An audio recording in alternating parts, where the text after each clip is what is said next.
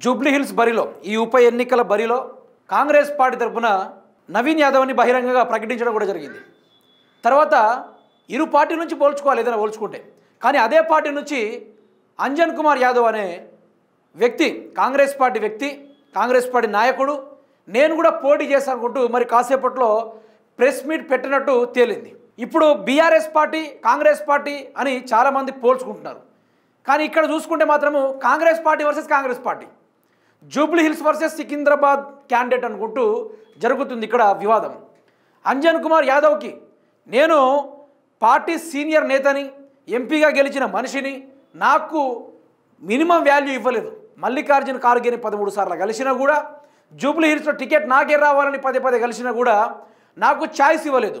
కాబట్టి నేను ఇదే జూబ్లీ హిల్స్లో సపరేట్గా నిలబడతా, ఏ పార్టీతో సంబంధం లేకుండా నా సత్తా ఏందో చూపెడతా అనుకుంటూ ఇక అంజన్ కుమార్ యాదవ్ గారు అయితే ఆయన ఒక చిన్న ప్రెస్ నోట్కి రెడీ కావడం జరిగింది. అయితే ఇక్కడ నవీన్ కుమార్ యాదవ్ గెలిచినట్టేనా అనేది డౌట్ వినబడతా ఉంది. నవీన్ యాదవ్ పరంగా చూసుకుంటే మిత్రులారా, మనకు అదే జూబ్లీ హిల్స్ పరంగా వినబడే కొన్ని మాటలైతే ఉన్నాయి. ఏవైతే నవీన్ కుమార్ యాదవ్ గారు చేసిన అక్రమాలన్నింటినీ న్యూస్ లైన్ కథనంగా కూడా కొంత బయటపడింది. కొందరిని బాగా వేధించారని, రౌడీజం చేశారని, అవన్నీ పూర్తి స్థాయిలో విత్ డాక్యుమెంట్స్తో సహా వీడియోతో సహా బయటపడడం కూడా జరిగింది. అయితే కబ్జాలతో కోట్ల కుళ్ళగొట్టిన నవీన్ యాదవ్ కుటుంబం, గతంలో కబ్జాలతో కోట్ల కుళ్ళగొట్టిన నవీన్ యాదవ్ కుటుంబం అసలు కబ్జాలకు మారు పేరుగా వాళ్ళ కుటుంబం అని కొంత పుకార్లు అయితే ఉన్నాయి. అదేవిధంగా సినీ ప్రముఖులను బెదిరించిన చీకటి భాగోతం కూడా ఈ నవీన్ కుమార్ యాదవ్కి ఉందని అది కూడా వచ్చిన టాక్ ఉంది. దందాలు, సెటిల్మెంట్లు, మొత్తం గలీజ్ వ్యవహారాలు ఉన్నాయనుకుంటూ ఇది కూడా జూబ్లీ హిల్స్లో బాగా టాకింగ్ ఉంది. అయితే ఇప్పుడు నవీన్ కుమార్ యాదవ్ని నిలబెట్టుడు కాంగ్రెస్ పార్టీది, మరి వాళ్ళు ఏ పరంగా ఆలోచించారో ఏందో కానీ పూర్తి స్థాయిలో అతను ఓడిపోతాడు అనుకునే సమయంలో, అందరూ అదే చర్చించుకున్న సమయంలో కూడా ఒక బ్రేకింగ్ న్యూస్లో వచ్చిన ముచ్చట ఏంటంటే, మరికొద్దిసేపట్లో మీడియా ముందు మాట్లాడనున్న కాంగ్రెస్ సీనియర్ నేత అంజన్ కుమార్ యాదవ్ జూబ్లీ హిల్స్ ఉప ఎన్నికల్లో నామినేషన్ దాఖలు చేసే ఆలోచన ఉన్నట్లు సమాచారం. చూశారు కదా, జూబ్లీ హిల్స్ ఎన్నికల్లో నామినేషన్ వేసే దాఖలు ఆ ఆలోచన ఉన్నాయట.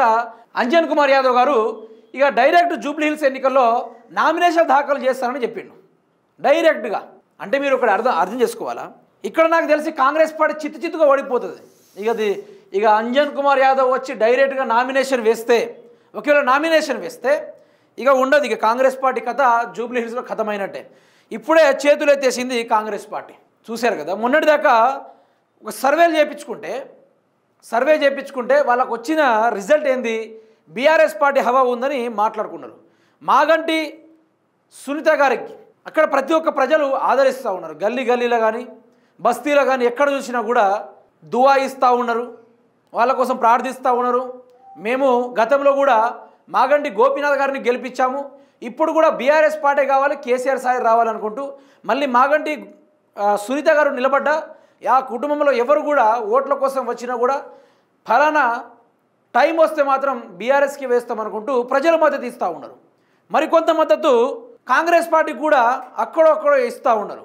అయితే ఇదే సమయంలో అంజన్ కుమార్ యాదవ్ గారు ప్రెస్ మీట్ పెడతా అని ఒక ఏదైతే చిన్న మాట బయటికి రావడం జరిగిందో, దానిపైన కాంగ్రెస్ పార్టీ కూలిపోయే అవకాశం ఉంది, పూర్తి స్థాయిలో కూలిపోయే అవకాశం ఉంది.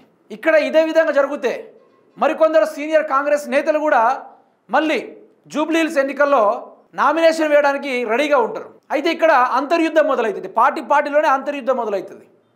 మల్లికార్జున ఖార్గే గారికి, రేవంత్ రెడ్డి గారికి, తెలంగాణ రాష్ట్రంలో ఉన్న ఏఐసిసిసి చీఫ్ అయిన మీనాక్షి నటరాజన్ గారికి, మన టీపీసీసీ అధ్యక్షుడు మహేష్ కుమార్ గౌడ్ గారికి, పార్టీ అధినేత అయిన రాహుల్ గాంధీ, సోనియా గాంధీ, ప్రియాంక గాంధీ వాళ్ళకు పెద్ద బిగ్ ట్విస్ట్. అంటే పార్టీ లైన్ మొదలు నవీన్ కుమార్ యాదవ్ అతను పార్టీ లైన్ క్రాస్ చేసిండు, స్టార్టింగ్లో క్రాస్ చేసేసిండు ఆయన. ఆ తర్వాత అధిష్టానం ఎవరి పేరైతే వెల్లడించిందో దాన్ని కట్టుబడకుండా అంజన్ కుమార్ యాదవ్ గారు అయితే నేను సెల్ఫ్గా నామినేట్ చేస్తా, జూబ్లీ హిల్స్లో నా తడాకా ఏందో ఈ కాంగ్రెస్ పార్టీ వారు చూపెడతా అనుకుంటూ ఇసొంటి సాగుతూ ఉంది. నాకు తెలిసి ఈయన గెలుస్తాడా అనే డౌట్ అనేది మొదలైంది. ఈయన గెలుస్తాడా అనే డౌట్ నాకు ఇప్పుడు నాకే కాదు తెలంగాణ రాష్ట్ర ప్రజలకు కూడా ఆ డౌట్ మొదలైంది.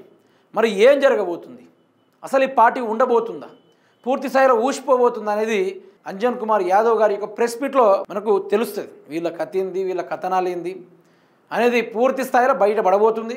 మీరు ఒక్కడే ఆలోచించండి, ఒకరి పేరు ప్రకటించిన తర్వాత వాళ్ళ దాంట్లో వాళ్ళకి సక్కదనం లేనప్పుడు జూబ్లీ హిల్స్లో ఒకవేళ గెలిస్తే వీళ్ళు ఎట్లా పరిపాలిస్తారు? జూబ్లీ హిల్స్ని పరిపాలించలేరు, వీళ్ళకంత సత్తా లేదు. కాంగ్రెస్ పార్టీలో ఒక్కొక్కరు అంటే ఫలానా ఏరియాలో ఒకరు నిలబెట్టినప్పుడు అందరూ వచ్చి ఆయనకు సపోర్ట్ చేయాలి తప్ప లేదు నాకు టికెట్ ఇవ్వనందుకు నేను కూడా పోయి నామినేషన్ వేస్తాను అనుకుంటే ఈ విధంగా వ్యతిరేకతలు, ఈ విధంగా మధ్యాంతర గొడవలు పెట్టడం వల్ల పార్టీయే కూలిపోతుంది, పార్టీ పరువే పోతుంది. అందుకనే ఇక్కడ మాగంటి సునీత గారికి ఒక మంచి బలాన్ని చేకూరుతూ ఉన్నారు కాంగ్రెస్ పార్టీ వాళ్ళే. బీఆర్ఎస్ పార్టీ వాళ్ళు వచ్చి ప్రచారం చేయాల్సిన అవసరం అవపడతలేదు. ఇక్కడ ఓన్లీ కాంగ్రెస్ పార్టీ వాళ్ళే ఇక మనకు గట్టి క్యాండిడేట్ బీఆర్ఎస్ ఉన్నట్టుగా నిన్నగాక మొన్న వచ్చిన పిల్లోనికి పదవి ఇస్తారనుకుంటే ఈ విధమైన కొట్లాట సాగుతూ ఉంది. చూద్దాం దీని కొసదాకా ఏడదాకా బయలుదేరుతుందో. నాకు తెలిసి నవీన్ కుమార్ యాదవ్ గారు ఇక గెలవనట్టే అనిపిస్తుంది నాకైతే.